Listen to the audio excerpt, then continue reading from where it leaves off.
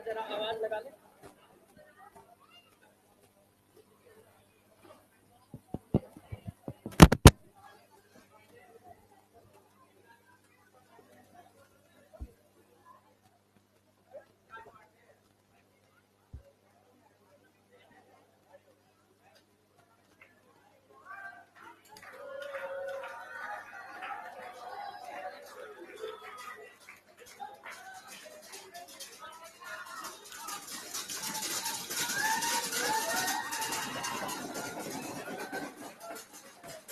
क्यों यार, आ दो।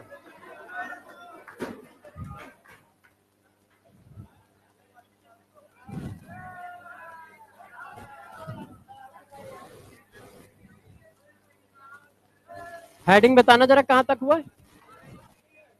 फर्स्ट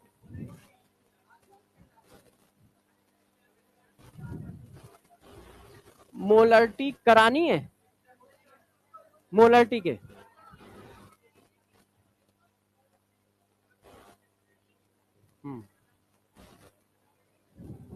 मगर यार तुम्हारे क्लास में मैं पीछे कहां से चल रहा हूँ, एक क्लास उनसे कम है।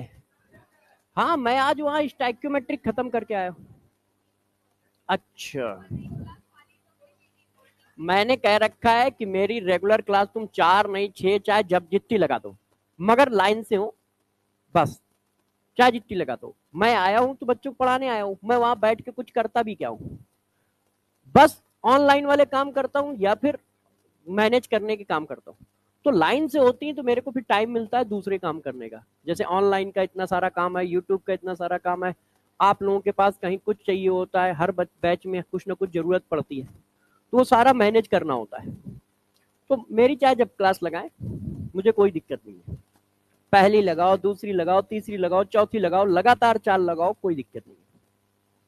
मैंने अपनी तरफ से फ्री कर रखा है, बस मैंने कहा है लाइन से लगाइए आप, जैसे मैं अपने टाइम का यूटिलाइज कर सकूं, मेरा टाइम बर्बाद ना हो किसी तरह का, क्योंकि काम बहुत रहता है आपका, ऑफलाइन पूरा देखो, फिर यूट्यूब देखो, ठीक है, फिर बैच देखो। जैसे कल मैं पढ़ा रहा था तो एक बच्चे ने कहा कि मंथन में सर इलेक्ट्रोकेमिस्ट्री की डीपीपी मिसिंग है, तो अब यहाँ से निकलूंगा सबसे पहले उनको फोन करूंगा कि भाई मंथन में डीपीपी कैसे मिसिंग है पता करो, बाकी लोगों को बोलूंगा कि भाई किसी का और कुछ गड़बड़ चल रहा है, किसी का सिलेबस पीछे चल रहा है आगे चल रहा है, तो उसको भी बोलना पड़ता है ना कि हाँ भाई अपना सिलेबस कवर करो, नहीं तो फिर बच्चे कैसे करेंगे। तो बहुत सारे काम रहते हैं। तो चलो अब हम लोग चालू करते हैं।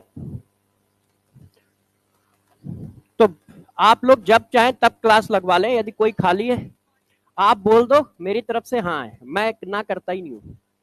कल मैंने कल टाइम टेबल जब देखा है तो मैंने बोला था कि भाई ये जो जगह खाली है यदि भर सकते हो तो मेरी भर दो, तो मगर कुछ और भी बहुत सारे मिसमैच होते हैं ना, तो मिसमैच में कॉम्बिनेशन बैठ नहीं रहा होगा, नहीं तो मैंने तो बोल दिया है।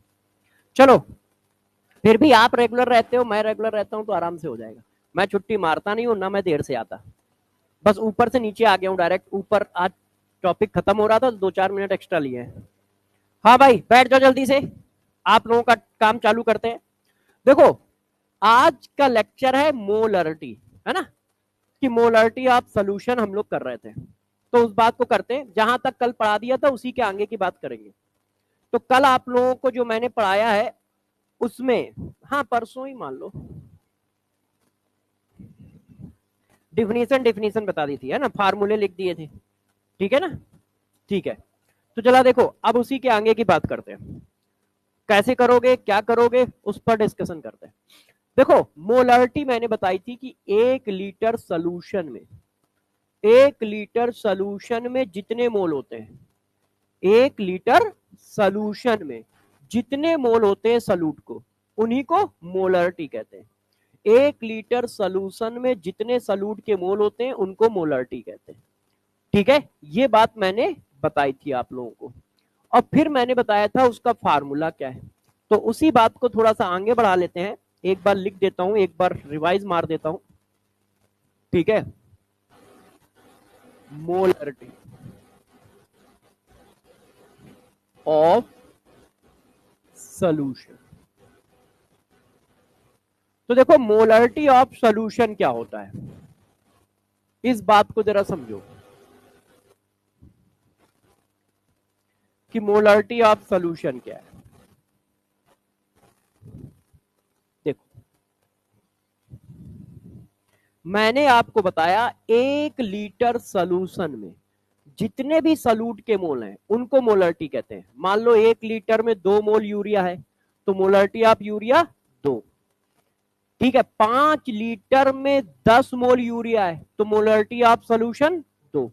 5 में 10 है तो 1 में कितना होगा 2।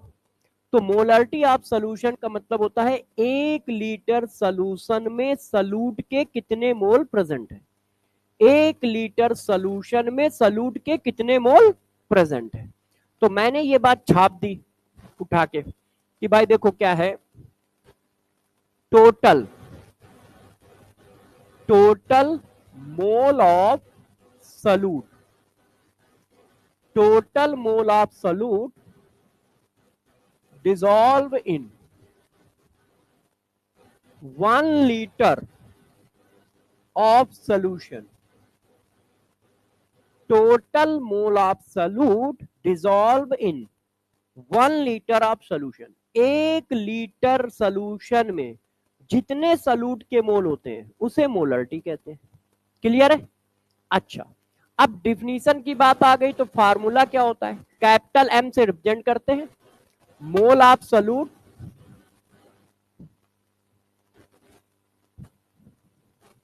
मोल of solute divided by volume of solution in litre. Mole of solute divided by volume of solution in litre. मान लो किसी को वॉल्यूम लीटर में ना मिले तो वो क्या करेगा, तो वो लिख देगा volume of solution in ml। कौन है जिसको चक्कर आ रहा है? ये तो देखो मोल of solute divided by volume of solution in ml। जब ml में लिखोगे तो 10 की पावर 3 ऊपर आएगा। ठीक है, जनरली हमें वॉल्यूम ml में ही मिलेगा तो यही वाला फार्मूला बार बार चिपकाना होगा। अब देखो बच्चों ने कहा सर ठीक है, क्या इसमें कुछ और खेल कर सकते हैं? मैंने कहा बिल्कुल खेल कर सकते। देखो मोल of solute, direct second class से आज स्टार्ट हुई है क्या? अच्छा, मोल of solute divided by volume of solution. मान लो सॉल्यूशन का वॉल्यूम नहीं दिया है तो इसकी जगह क्या क्या रख सकते हो, तो हमको पता है कि volume of solution equal to होता है mass of solution divided by density of solution, है कि नहीं? तो वॉल्यूम ऑफ सॉल्यूशन की जगह डाल सकते हो मास of solution divided by density of solution. तो मास ऑफ सॉल्यूशन, तो वॉल्यूम ऑफ सॉल्यूशन की जगह देखो डाला मास ऑफ सॉल्यूशन, अब divided by density of solution. Density of solution ऊपर चला गया, डेंसिटी ऑफ सॉल्यूशन इनटू 10 की पावर 3 इस फार्मूले में डाला है। क्यों? क्योंकि डेंसिटी की यूनिट ग्राम पर ml होगी। तो ये वाला फार्मूला कहां पे यूज होगा, तो इस फार्मूले की खास बात बता दें, इस पर पेपर में बहुत क्वेश्चन आए हैं। नीट के पेपर में 3 से 4 बार क्वेश्चन इस कॉन्सेप्ट पे आ चुका है, 3 से 4 बार। तो ये ध्यान रखना, ये कब यूज होगा, जब आपको मास परसेंटेज की वैल्यू गिवन हो और डेंसिटी ऑफ सॉल्यूशन गिवन हो, तब यूज होगा, तब ये हमारा फार्मूला यूज हो जाएगा डायरेक्ट। तो मोलरिटी का मतलब क्या है, 1 मोल सॉल्यूशन में कितने मोल सॉल्यूट के पड़े हैं, total number of mole of solute dissolve in 1 litre of solution. ठीक है, फार्मूला क्या होता है, मोल of solute divided by volume of solution in litre. ml में बनाओगे तो मोल of solute in ml, sorry mole of solute divided by volume of solution in ml into 10 की power 3। Density के टर्म में ये लिखा जाएगा। अब इसकी यूनिट क्या होगी, तो यूनिट ऑफ मोलरिटी, तो देखो इसकी यूनिट हो गई मोल और वॉल्यूम की यूनिट हो गई लीटर, तो मोल पर लीटर इसकी यूनिट हो गई। क्लियर है, मोल पर लीटर क्या हो गई, इसकी यूनिट हो गई। अब जरा चलते हैं थोड़ा सा क्वेश्चन पे कि इसके क्वेश्चन कैसे आएंगे, कैसे हम करेंगे। तो देखो पहला क्वेश्चन तो मैंने ये दिया है, 20% मास बाई वॉल्यूम, मतलब W बाई V है, 20% mass by volume NaOH solution present in a container, calculate molarity of solution। अब ये 20% क्या है, मास बाई वॉल्यूम है, इसका मतलब बताओ मास कितना है 20 ग्राम, किसका सलूट, वॉल्यूम कितना है किसका सॉल्यूशन का। अब मोलरिटी निकालने के लिए क्या चाहिए, मोल ऑफ सॉल्यूट, डायरेक्ट लिख दूं, फार्मूला तो सबको याद ही है ना, मैं डायरेक्ट वैल्यू लगा रहा हूं, दिक्कत तो नहीं आएगी किसी को, सही है। चलो मोल of solute, volume of solution ml में है देखो, इंटू 10⁻3, क्योंकि वॉल्यूम ऑफ सॉल्यूशन ml में है। अब कट्टम काट खेल लो, तो ये आपने किया तो 0.5 इंटू 10 5 आ रहा है, समझ गए ना, 2 जीरो 2 जीरो, और ये कटेगा तो 1/2, 1/2 इंटू 10 5, 5 कहीं आंसर है नहीं, नन ऑफ दीज आंसर। बात समझ पाए, ये क्या दिया था, मास बाय वॉल्यूम परसेंटेज, तो मैंने इसको पढ़ना सिखाया है, तो अब हम लोगों ने पढ़ना सीख रखा है, तो मैंने तुरंत क्वेश्चन कर दिया। अब जिनको पढ़ना नहीं आता है उनके लिए यही क्वेश्चन पहाड़ हो जाएगा कि अरे यार सर ने कैसे लिख दिया 20 ग्राम मास है सॉल्यूट का, सर ने कैसे लिख दिया वॉल्यूम का सोल्यूशन 100 है ना। तो उसके लिए उसको अभी 2-4 साल बैठना पड़ेगा इन सीटों में, क्यों, क्योंकि रेगुलर रहना बहुत जरूरी है। यदि आप क्लासों में रेगुलर नहीं हो तो जैसे जैसे क्लास आगे बढ़ती जाएगी आप छूटते चले जाओगे, क्योंकि जो चीज पढ़ा दी जाएगी वो चीज उसी लेवल पे डेली थोड़ी पढ़ाई जाएगी, नहीं तो 10-20-25 साल भी लग जाएंगे, सिलेबस नहीं होगा, क्योंकि डेली वही चीज पढ़ा रहा हूं मैं क्या कोई भी। तो क्लासों में रेगुलर रहिए, ठीक है, नहीं तो सिलेक्शन आपका है, आपके हाथ में सब कुछ है। हम अपनी जिम्मेदारियां बिल्कुल परफेक्ट निभाएंगे, टाइम पे आएंगे, टाइम पे जाएंगे, टाइम पे सिलेबस करेंगे, क्वेश्चन भी करा देंगे, सब कुछ करा देंगे, पेपर में आएगा भी वही, करने की जिम्मेदारी तुम्हारी है, तुमने कितना पढ़ा, तुमने कितना उसको एब्जॉर्ब किया, फिर कितना रिवीजन किया, हमारा जो काम होगा वो हम परफेक्ट करते जाएंगे।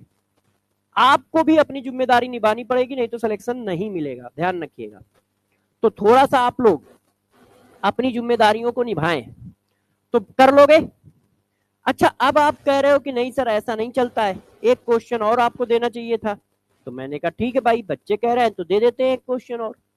देखिए ये क्वेश्चन 3 से 4 बार नीट में आया हुआ है, इस तरह का question, density of 63% by mass nitric acid solution is 1.2 gram per ml, calculate molarity of solution। A 0.50, B 2.4 m, C 3.0 m, D 3.2 m। Sorry चलो डी लिख गया है तो ई भी लिख देता हूं, नन ऑफ दीज।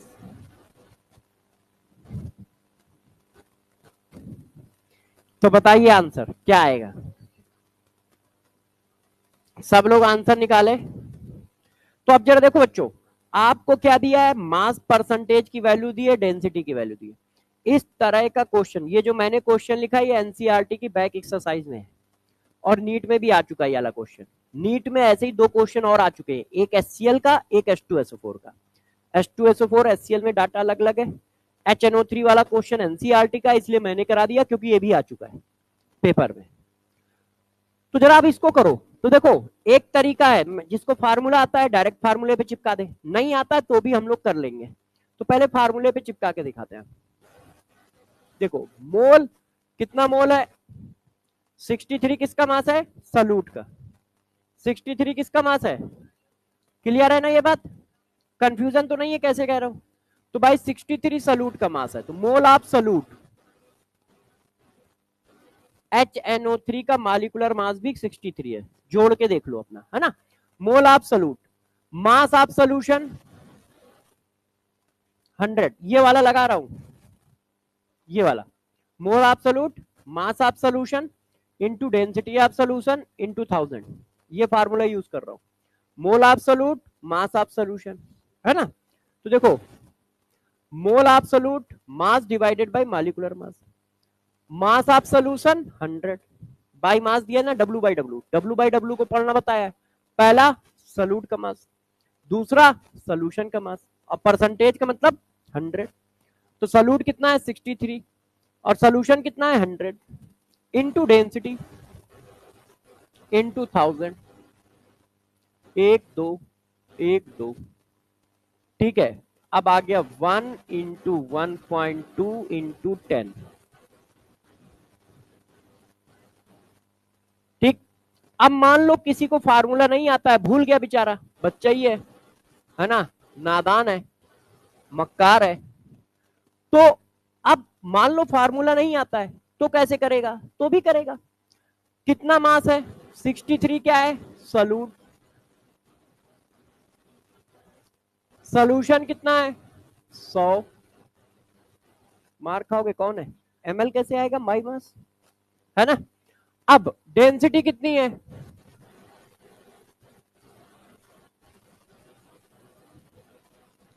अब यार हमारा फार्मूला ये है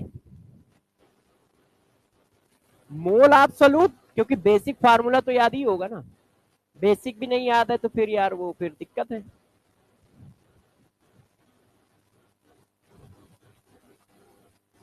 ये देखो, अब देखो मोल एब्सोल्यूट चाहिए, मिल गया, mass upon molecular mass. Volume of solution चाहिए, मास किसका दिया है सोल्यूशन का, डेंसिटी किसकी दी है सोल्यूशन की। मैंने आपको पढ़ाया है कि कहीं पर भी डेंसिटी दी है इसका मतलब कन्वर्जन पॉसिबल है, मास का वॉल्यूम में, वॉल्यूम का मास में। हमें वॉल्यूम चाहिए और डेंसिटी दी है, इसका मतलब आराम से मास वॉल्यूम में कन्वर्ट हो सकता है। कैसे? हमने कहा वॉल्यूम इक्वल टू क्या होता है मास बाय डेंसिटी, तो ये ग्राम है और ये ग्राम पर ml है, तो ग्राम से ग्राम कट गया तो ये आ गया 1000 divided by 12 ml। Volume of solution मिल गया। अब बस डाल दो यार, 1000 डिवाइडेड बाई 12 ml। अब 1000 से 1000 कट गया, इससे इससे कट गया, 12 ऊपर आ गया, ठीक है। तो दोनों का आंसर क्या आ रहा है सेम। इसमें बस थोड़ा टाइम की बचत हो जाती है, टाइम की बचत ये हो जाती है कि तुरंत लगा दिया। इसमें थोड़ा सा ध्यान देना पड़ता है, एक कॉन्सेप्ट दिमाग में होना चाहिए तभी आ पाएगा कि डेंसिटी का रोल क्या होता है। तो डेंसिटी का रोल क्या होता है, मास को वॉल्यूम में कन्वर्ट करना, वॉल्यूम को मास में कन्वर्ट करना। तो ये पता होगा तभी ये आगे बढ़ेगा, ठीक है। तो इसमें कॉन्सेप्ट अच्छे से पता रहना चाहिए। इसमें मान लो कॉन्सेप्ट नहीं भी पता है तो भी क्वेश्चन हो जाएगा, कर लोगे। अच्छा अब बच्चे जिद कर रहे हैं, मैंने कहा क्या, नहीं क्वेश्चन के लिए नहीं कर रहे हैं, कह रहे हैं सर एक और कॉन्सेप्ट बता दो, छपाई कर लो।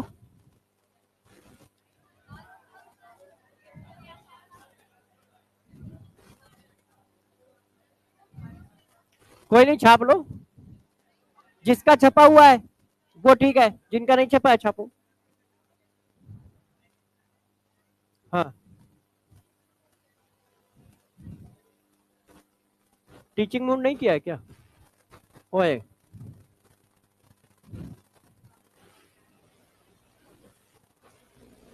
कल बच्चों ने सिखाया है मुझे, ये सही है।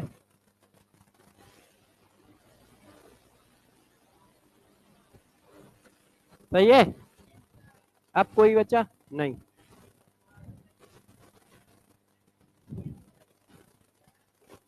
छापो जल्दी से, छप गया, नहीं कोई नहीं आराम से कर लो, बहुत साल है भाई, और क्या। यार ये पानी की बोतल नहीं दी है, भाई उससे पूछो पानी की बोतल कहाँ है, मंगवाओ। नहीं यहाँ वाली ले आओ। नहीं अभी तुम मेरा गला खराब कर दोगे। हैं यहीं का पानी है, नहीं यहाँ की बोतल कहाँ है, हमारी बोतल, वो वाली बोतल दो। एक्चुअल में यार ऊपर जो है ना कचौड़ी खाली है ऊपर से बच्चों के साथ, तो मेरा पेट भर गया है। ये इसमें इतना कलर किसने बनाया है? कोई बच्चा सामने बैठता है, नाम भूल गया हूँ, वो लाता है डेली एक। तो मैंने कहा है कि डेली एक खाऊंगा बस, तो मैं डेली एक खा लेता हूँ उससे। जो भी खाना लाता है वो कचौड़ी लाता है मेनली, कभी सत्तू भर के, कभी कुछ, हाँ रोटी कचौड़ी जो भी बोलो आप। क्यों वसीकरण हो जाएगा क्या? एमडी सर मना करते हैं? एमडी सर सेहत की वजह से मना करते होंगे। हाँ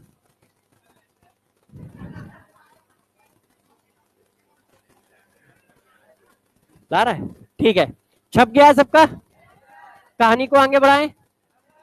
अच्छा अब जरा देखो बच्चों,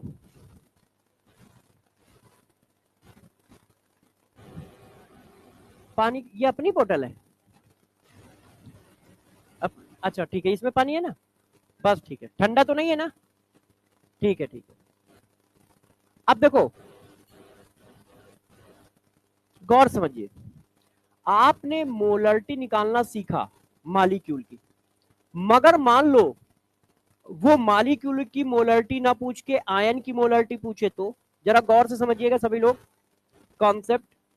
देखो एक मालिक्यूल है AXBY, अब ये जब पानी में गया तो एक ए के कितने एटम है, बी के कितने हैं, अब चार्ज लगाओ, जो बी के नीचे है वो ए का चार्ज है, जो ए के नीचे है वो बी का चार्ज है। इसको कहते हैं इसकी टोपी उसके सर, इसकी टोपी इसके सर, इसकी टोपी इसके सर। तो देखो ये हमारा हुआ डिसोसिएशन, क्लियर है।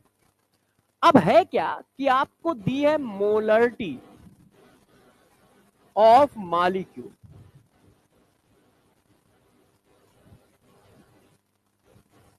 कितनी दी है m, मगर मैं पूछ रहा हूं molarity of ion, molarity of A ion, molarity of B ion.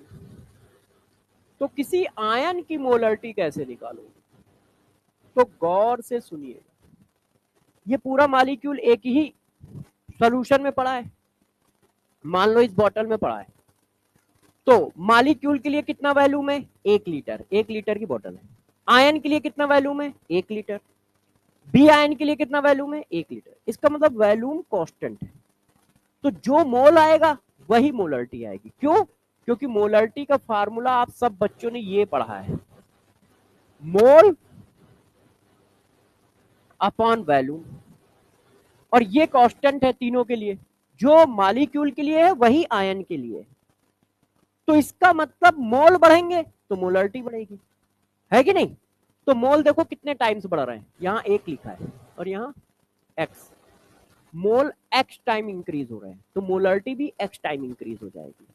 Mole y time increase हो रहे हैं, तो मोलरिटी भी y टाइम इंक्रीज हो जाएगी, है कि नहीं? क्यों? मोल और मोलरिटी डायरेक्टली प्रोपोर्शनल है, क्योंकि ये कांस्टेंट हो गया, तीनों के लिए कांस्टेंट है, तो ये डायरेक्टली प्रोपोर्शनल है। तो जितना मोल बढ़ेगा उतनी ही मोलरिटी बढ़ेगी। अब इस चीज को शॉर्टकट कैसे किया जाए, ये देखो कॉन्सेप्ट था, ये कॉन्सेप्ट था कि मोल x टाइम हो रहे हैं तो मोलरिटी x टाइम हो रही है, मोल y टाइम हो रहे हैं तो मोलरिटी y टाइम हो रही है। अब इसको जल्दी जल्दी कैसे किया जाए? तो यार बस ये नीचे का नंबर देखो, ये एटम के ही तो नंबर है, तो बस ये इनटू मोलरिटी ऑफ मॉलिक्यूल, ये इनटू मोलरिटी ऑफ मॉलिक्यूल, ठीक है। यदि किसी आयन की मोलरिटी पूछ रहा है तो हमें कुछ नहीं करना है, मॉलिक्यूल की मोलरिटी में उसके नीचे की एटॉमिसिटी मल्टीप्लाई करनी है, x into molarity of molecule, y into molarity of molecule. किसी भी आयन की मोलरिटी की जरूरत कहीं पड़ेगी तो, और पड़ेगी, आपको पड़ेगी, तो किसी आयन की मोलरिटी कैसे निकालते हैं? यदि मॉलिक्यूल की मोलरिटी हाथ लग गई तो आयन की मोलरिटी अपने आप आ जाएगी। बस हमें क्या करना है? उसकी एटॉमिसिटी का मल्टीप्लाई। और ऐसा क्यों कर रहे हैं? क्योंकि मोल बढ़ रहे हैं। एक्स मोल एटम है एक मोल में, वाई मोल एटम है, तो मोल एक्स टाइम हुए तो मोलरिटी भी एक्स टाइम हो गई, मोल वाई टाइम हुए तो मोलरिटी भी वाई टाइम हो गई। अब जल्दी जल्दी करने में हमें कुछ नहीं करना है, बस एटॉमिसिटी देखिए, X into M, Y into M, बस खेल खत्म। ठीक है, कर लोगे सब लोग? अब तुम कह रहे हो कि हम कर लेंगे, तो हमने कहा यार क्वेश्चन दे, तो तुमने कहा यस सर बिल्कुल दीजिए। तो इसका आंसर बताइए, इसका आंसर बताइए, पढ़ो। Molarity of equals solution of zinc phosphate is 0.6 m। Calculate the molarity of zinc ion. तो अब क्या है? तो देखो, आपको मोलरिटी किसकी दी है? मॉलिक्यूल की। अब पूछ किसकी रहा है? जिंक आयन की है। तो जिंक के नीचे कितना है?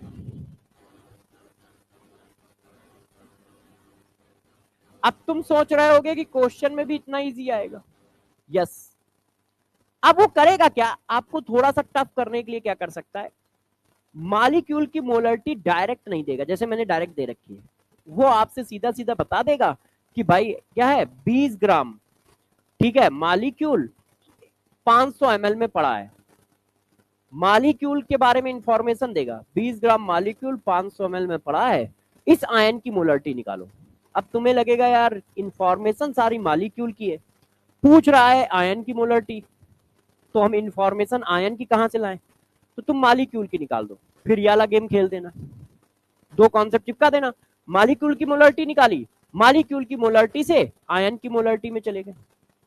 बात समझ पा रहे हो? मॉलिक्यूल की मोलरिटी निकालोगे और मॉलिक्यूल की मोलरिटी से आयन की मोलरिटी में चले जाओगे। कर लोगे सब लोग?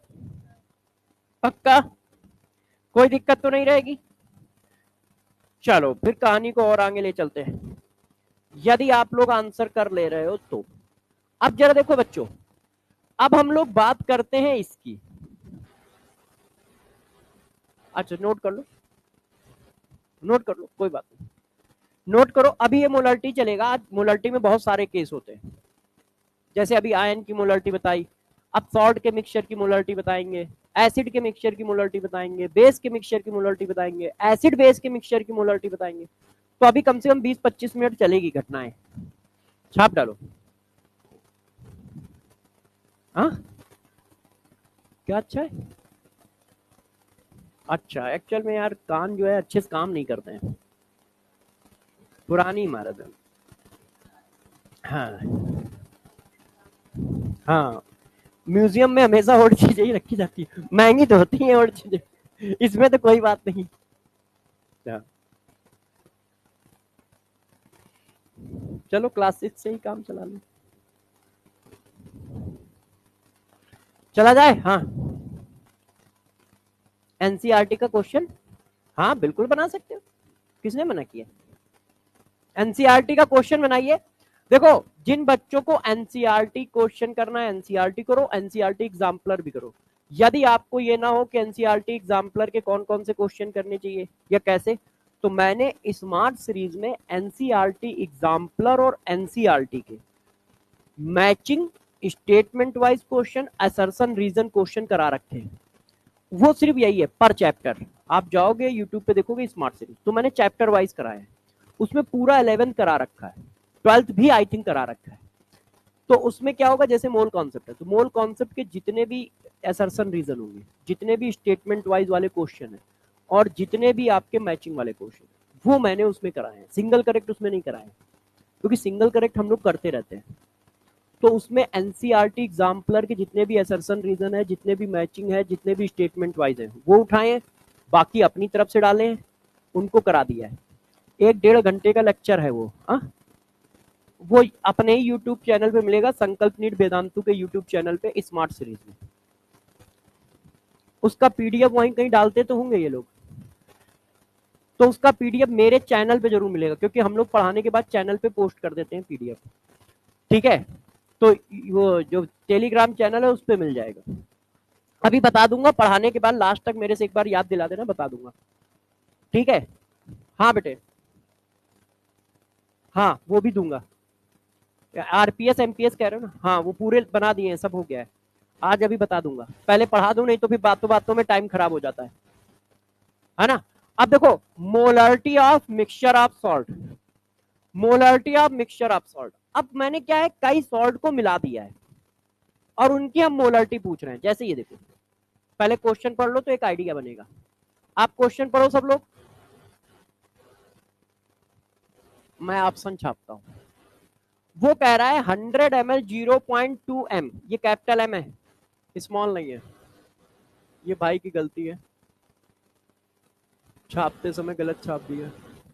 हाँ, 100 ml 0.2 m NaCl mixed with 400 ml 0.5 m calcium sulphate solution, calculate concentration of sulphate ion. Salt को मिला के आयन का कंसंट्रेशन पूछ रहा है। देख रहे हो क्वेश्चन टफ लग रहा है? अभी देखना, ऐसे ही उड़ा देंगे हम लोग। पहले ये देख लो क्वेश्चन, ठीक है, क्वेश्चन समझ गए? अब छोड़ दो, करो नहीं, अब पहले कॉन्सेप्ट समझो, फिर अपने आप करियो अपना बैठ के। देखो, यदि मैं ऐसा कहीं लिखूं तो क्या किसी बच्चे को बुरा लगेगा? मोल ऑफ सॉल्यूट, नहीं लगेगा ना? तो लगना चाहिए, तभी तो तुम सेलेक्ट होगे। इस इतनी मोटी चमड़ी जो लिए बैठे हो, डेली डांटते हैं, बुरा ही नहीं लगता है, तो सेलेक्ट ही कहां से होगा? देखिए, mole of solute m into V in ml, ये कहां से आया जरा बच्चों देखो।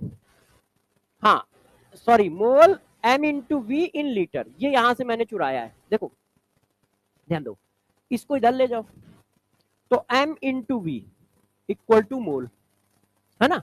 तो यही फार्मूला है, बस इसको क्या किया है, इधर उधर कर दिया है, कुछ नया नहीं किया है। कुछ नया कैसे करेंगे?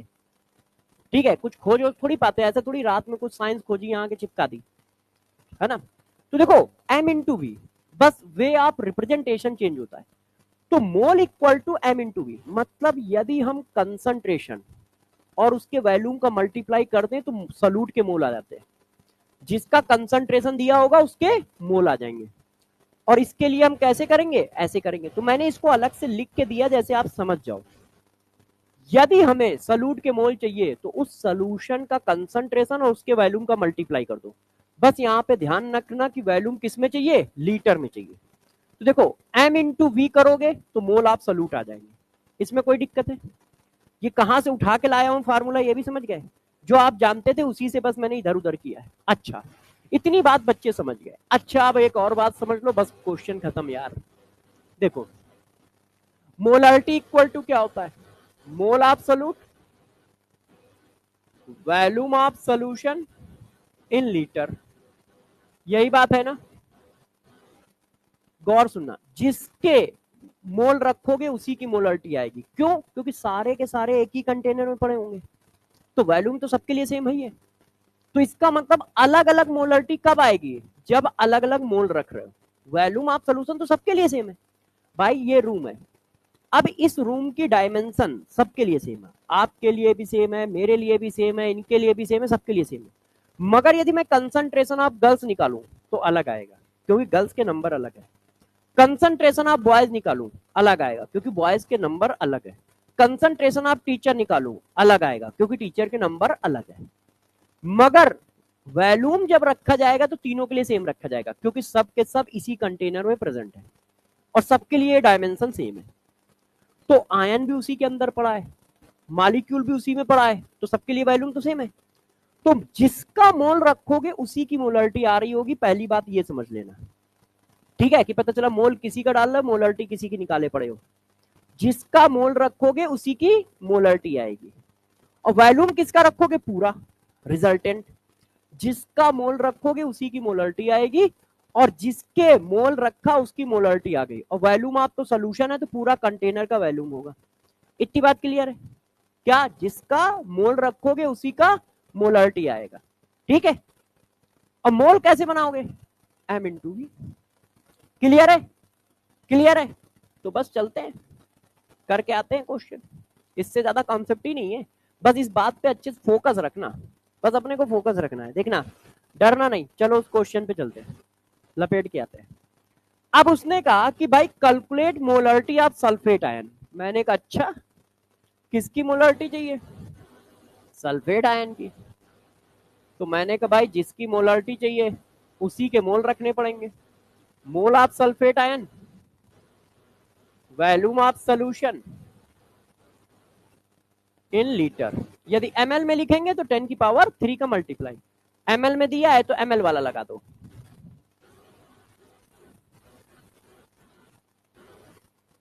क्लियर है?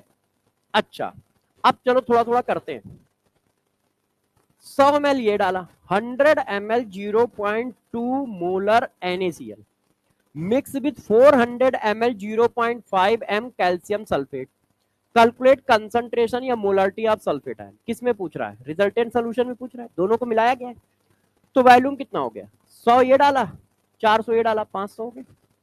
500 हो गया, लो यार 500 ml आ गया, और ये 1000 अपना इधर लिखा हुआ। अब बस मोल ऑफ सल्फेट आयन मिल जाए, खेल खत्म है। मोल ऑफ सल्फेट आयन मिल जाए, खेल खत्म है। तो वो डरा रहा है, क्वेश्चन इतना बड़ा लिख दिया है मगर है नहीं, रद्दी है। देखना, इस भाई के पास सल्फेट आयन है नहीं, तो वहां से तो आएंगे नहीं। सिर्फ इस भाई के पास सल्फेट आयन है। अब सल्फेट आयन कितने थे इसके पास? m इंटू वी करोगे तो मोल किसके आएंगे? m इंटू वी करेंगे तो मोल किसके आएंगे? देखो इसको लीटर बनाया है, मोल किसके आएंगे? कंसंट्रेशन किसका दिया है? कैल्शियम सल्फेट का, तो मोल ऑफ कैल्शियम सल्फेट आएंगे भाई 0.5 m कैल्शियम सल्फेट लिखा है, तो मोलरिटी किसकी है? कैल्शियम सल्फेट की, तो मोल भी भैया उसी के आएंगे। अभी पीछे पढ़ाया, जिसके मोल होंगे उसी की मोलरिटी होगी। तो रिवर्स भी तुम मारोगे, जिसकी मोलरिटी दी है उसी के मोल आएंगे। तो जरा बताओ मोल किसके आए? कैल्शियम सल्फेट के। बचपन में पढ़ाया था आपको कि यदि मालिक्यूल के मोल मिल जाए तो आयन के मोल निकाल लोगे, एटम के मोल निकाल लोगे, है ना, नीचे की एटॉमिसिटी का मल्टीप्लाई करके। कैल्शियम सल्फेट के मोल है इतने, तो सल्फेट के कितने होंगे? इतने ही, क्योंकि सल्फेट के नीचे कितना लिखा है? 1। तो मोल ऑफ सल्फेट आयन भी आ गए, डायरेक्ट डाल दें इतने ही। डरोगे तो नहीं? आ? ये क्या है? मोल। ठीक है, मोल का फार्मूला क्या है? m into V. वी किसमें? लीटर में, है ना। तो वहां पर मोल निकालने में वी लीटर में, इसलिए हमें लीटर में रखना पड़ रहा है। यहां पर वी ml में है, ml में रखा। ठीक है ना, जब ये वी ml में रखते हो तो 10 की पावर 3 आता है, तो ml में रखा है तो 10 की पावर 3 आया। मोल का तो formula m into V in litre है ना, तो इसको लीटर बनाना पड़ेगा ना। ठीक है, हाँ, मोल का फार्मूले में हमेशा लीटर आएगा, आपको लीटर बना के रखना पड़ेगा, ऐसे काम नहीं चलेगा। अब कट्टम काट खेल लो, 1 2 1 2, ये 3 ये 3, ये पॉइंट ये पॉइंट, 0.1 आ रहा है कहीं है? अच्छा 0.4 आएगा। ओ, -5 नंबर। क्यों? क्वेश्चन आता था 4 ला सकता था, वो तो लगाए लगाए ऊपर से -1 और ले आए, तो ये -5 नंबर। जब गलत करते हो तो -5 मिलते हैं, -1 नहीं मिलते हैं, क्योंकि तुमने उसको अटेम्प्ट किया, इसका मतलब तुम्हें कुछ तो नॉलेज था। ये तुक्का ही मारना तो सारे अटेम्प्ट करते, उसी को क्यों अटेम्प्ट किया? इसका मतलब नॉलेज था, मगर सिली मिस्टेक हुई, कॉन्सेप्चुअल मिस्टेक हुई, है ना, नॉलेज बस 100% नहीं था। तो -5 है, 1 2 नहीं। और -5 तो छोड़ो, तो मुझे तो समझ में आता है -5.5 है। क्यों? क्योंकि वो टाइम जो खराब हुआ है वो कहीं ना कहीं तो यूज होता ही पेपर के अंदर। तो ना आए क्वेश्चन जायज है, ये जो निगेटिव मार्किंग होती है, तुक्केबाजी होती है, ये ज्यादा खतरनाक है। नहीं आ रहा है तो हमें पता है कि हमें नहीं आता है, इसका मतलब हमें पढ़ना पड़ेगा। जब निगेटिव करके आते हैं, अरे सिली मिस्टेक हो गई इसलिए गलत हो गए, नहीं यार, वो सिली मिस्टेक नहीं है, वो हमेशा होती रहेगी तुमसे। कर लोगे? कर लोगे? बात समझ पाए? क्वेश्चन में मैंने किया क्या है? कुछ नहीं किया है। क्या किया है? मोल निकाल लिए, m इंटू वी। अब देखो यहाँ पे कितने कॉन्सेप्ट समझे। एक कॉन्सेप्ट चिपका m इंटू वी वाला, एक कॉन्सेप्ट चिपका ये फार्मूला, भाई ये फार्मूला भी हमें याद होना चाहिए। एक कॉन्सेप्ट ये चिपका कि यदि हमें मालिक्यूल के मोल मिलेंगे तो आयन के मोल कैसे निकालोगे, पिछला वाला। तो 3 से 4 छोटे कॉन्सेप्ट चिपक के ये क्वेश्चन बनना है हमारा। इसमें से कहीं पर भी हम लोग इधर उधर हुए तो आंसर गलत हो जाएगा, नहीं आएगा। एक ये चिपक रहा है कि m इंटू वी करने से मोल निकलते हैं, एक छोटा कॉन्सेप्ट ये। एक कॉन्सेप्ट ये चिपक रहा है कि मालिक्यूल के मोल मिल गए तो आयन के मोल कैसे निकाले जाते हैं, एटॉमिसिटी से मल्टीप्लाई करके। दूसरा कॉन्सेप्ट ये चिपक रहा है। तीसरा ये फार्मूला चिपक रहा है, क्योंकि ये भी तो याद होना चाहिए। तो 3 को हम चिपका के आंसर निकाल ले रहे हैं। तो मिक्सचर में कर लोगे,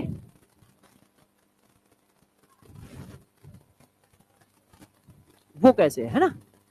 एक्चुअल में आयन, पूरा सल्फेट आयन एक आयन है, ये एक आयन है। अब इसके नीचे का नंबर ऐसे लिखा जाएगा ना, 1 2 3। अब इसके नीचे कितना लिखा है, कुछ नहीं लिखा है तो 1 माना जाता है, इसलिए 1। ठीक है, हाँ बेटा, हाँ कैल्शियम के भी वही होंगे, क्योंकि कैल्शियम भी एक ही है। सही है, जो मॉलिक्यूल का नंबर वही आयन का नंबर हमेशा नहीं होता है, वो तो वहां 1 1 दिया इसलिए है। हाँ, ये तो पता चुका हूं ना। कर लोगे, इस तरह के क्वेश्चन निपटा लोगे। अच्छा, अब देखो, मिक्सचर ऑफ एसिड और बेस। एसिड को मिलाया जाए, बेस को मिलाया जाए, तब मोलरिटी कैसे मिलाओगे। एसिड को एसिड से मिला दिया, बेस को बेस से मिला दिया, जैसे ये क्वेश्चन देखो। नहीं, ये नहीं है। अच्छा, ये वो वाला क्वेश्चन है जो करा चुका हूं मैंने। मास परसेंटेज दिया है, डेंसिटी दी है, तो निकालना है ना। तो ये वाला तो करा चुका हूं, इसको छोड़ता हूं, होमवर्क डाल देता हूं, घर में करियो एक प्रैक्टिस। जो मैं क्वेश्चन कराने जा रहा हूं वो किधर है, लाया था यार मैं आपके लिए। ये है, देखो ये वाला क्वेश्चन। सब लोग इसको देख लो, बस करना नहीं, करेंगे कॉन्सेप्ट समझने के बाद।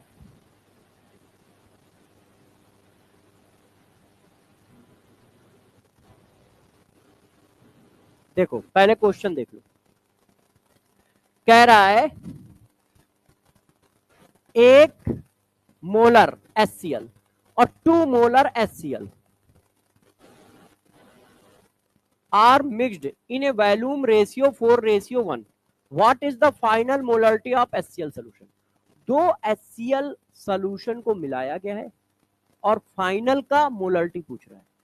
एक HCl 4 लीटर का है, एक HCl 1 लीटर का है, इनको मिला दिया गया। अब कह रहा है इसकी मोलरिटी बताओ। इसी तरह बेस को भी मिला सकते हैं।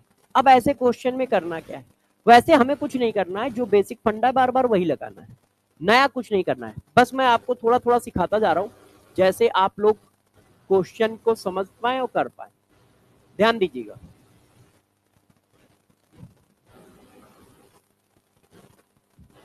देखो, एक एसिड है ये, इसका कंसंट्रेशन कितना है, इसका वैल्यूम कितना है। ठीक, बुक में जो आप N1B1 N2B2 equal to something कुछ पढ़ते हो ना, M1B1 प्लस M2B2 बराबर M3B3, हाँ तो वही फर्जी है। आपको कुछ करना ही नहीं है, जो आप जानते हो बस उतने से ही काम हो जाएगा। वे आप रिप्रेजेंटेशन बस उन्होंने अलग कर रखा है, हम लोग अलग करेंगे। देखो, एक एसिड है जिसका कंसंट्रेशन ये, वैल्यूम ये। अब इसी एसिड का दूसरा सोल्यूशन ये, जिसका कंसंट्रेशन ये है, वैल्यूम ये। अब दोनों को मिला के ये रिजल्टेंट सोल्यूशन बनाया है। अब भाई का कहना है कि इसमें मोलरिटी बताओ। भाई का क्या कहना है, इसमें मोलरिटी बताओ। तो टोटल वैल्यूम कितना हो गया, हो गया। अब भाई तुम जब इसमें मोलरिटी पूछ रहे हो, तो मोलरिटी का फार्मूला ये है, मोल मोल ऑफ एसिड। मान लो एसिड है तो इसलिए मैं एसिड लिख दे रहा हूं। वैल्यूम ऑफ सोल्यूशन डायरेक्ट लिख दूं, बुरा तो नहीं मानोगे, क्यों भाई। अब मोल ऑफ एसिड मिल जाए, क्वेश्चन खत्म। वैल्यूम तो देखो विजिबल है, तुरंत दिखेगा, 4 1 5 फंसेगा मोल। तो बताओ भाई, यही तो फार्मूला है। तुमने कहा कि रिजल्टेंट सोल्यूशन में मोलरिटी बताओ, तो रिजल्टेंट सोल्यूशन में मोलरिटी पूछ रहे हो, तो मोल जिसकी मोलरिटी पूछ रहे हो उसके मोल ऊपर डाल देंगे, नीचे total volume of solution. Total volume of solution तुरंत दिख जाएगा। V1 ये डाला, V2 ये डाला, तो V1 प्लस V2। अब बस मोल ऑफ एसिड मिल जाए। क्या HCl और HCl रिएक्शन करेंगे, क्या बेस और बेस रिएक्शन करेंगे, इसका मतलब ऐड होंगे। मोल निकालना आपके बाएं हाथ का खेल है। कैसे? एम इंटू वी मारा, मोल ऑफ एसिड आ गया। इस सोल्यूशन से कितना एसिड आ रहा है? इतने मोल आ रहा है। इससे कितना आ रहा है? एम इंटू वी मारा, इतने मोल आ रहा है। इतने मोल एसिड यहां से आ रहा है, इतने मोल एसिड यहां से आ रहा है, तो टोटल मोल कितने हो जाएंगे? M1V1 प्लस M2V2 हो जाएंगे कि नहीं टोटल मोल? भाई ऊपर टोटल मोल डालने हैं, टोटल मोल हमें मिल गए, चिपका दिए। जानते हो क्वेश्चन में हुआ क्या है? क्वेश्चन में बस ये हुआ है कि तुमने मोल की वैल्यू को कंसंट्रेशन के टर्म में दे रखा है, तो हमें विजुअलाइजेशन नहीं हो रहा है, मन की आंखें वहां तक पहुंच नहीं रही है ना। सामने वाली आंखों को कंसंट्रेशन दिख रहा है, अब वहां तक तो मन की आंखें पहुंचेंगी। अब इतना ज्यादा मन की आंखों से देख पाना बच्चों की बस की बात थोड़ी है ना। वो तो मुझे ही दिखाना पड़ेगा कि भाई मन की आंखों से देखा कैसे जाता है।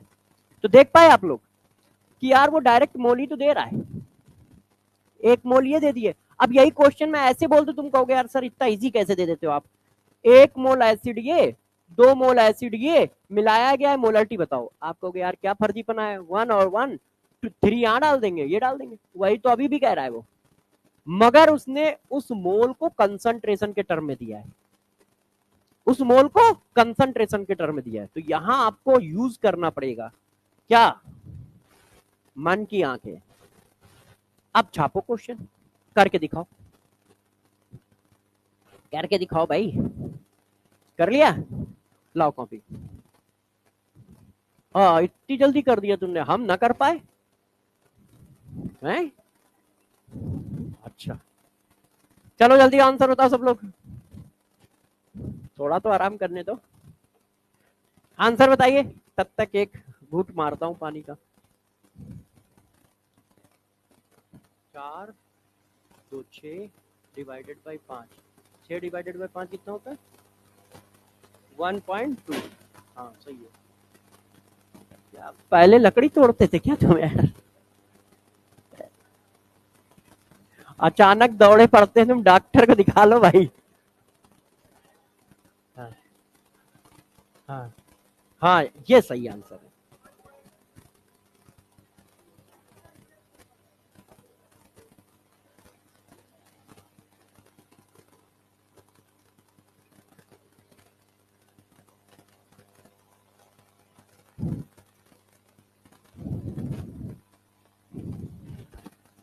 हाँ भाई बच्चों, तो आप समझ गए कितना रद्दी क्वेश्चन है। देखो आप, हाँ मन की आंखों को बेस रखो।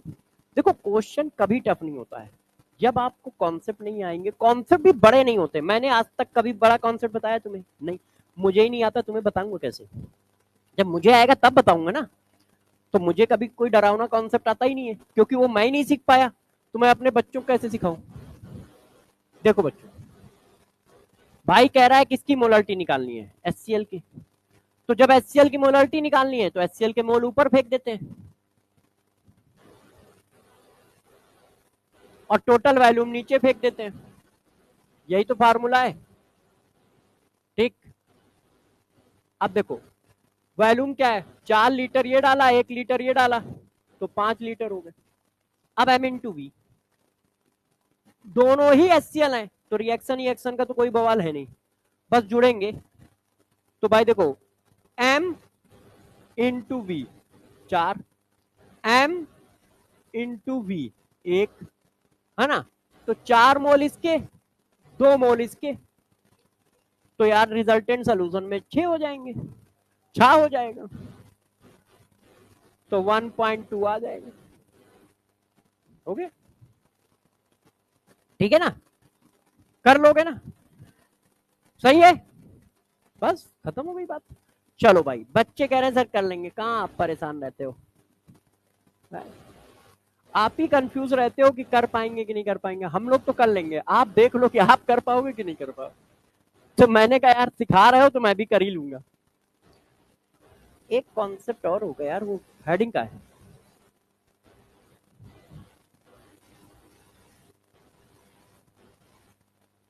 क्वेश्चन तो आपके लिए लाया हूँ, एक हेडिंग मिस है, मुझे लिखनी पड़ेगी।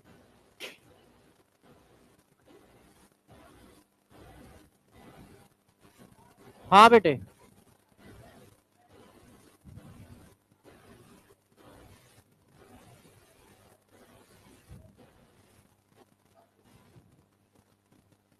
ये हो गया। अच्छा, बच्चे ने कहा सर ऐसा करते हैं ना, एसिड और बेस का मिक्सचर ले लेते हैं। एसिड एसिड जुड़ेंगे, बेस बेस जुड़ेंगे, मगर एसिड और बेस तो रिएक्शन करेंगे। तो जब एसिड बेस के मिक्सचर की यदि मोलरिटी पूछी गई तो कैसे करेंगे, है कि नहीं? तो चलो अब हेडिंग लिखो।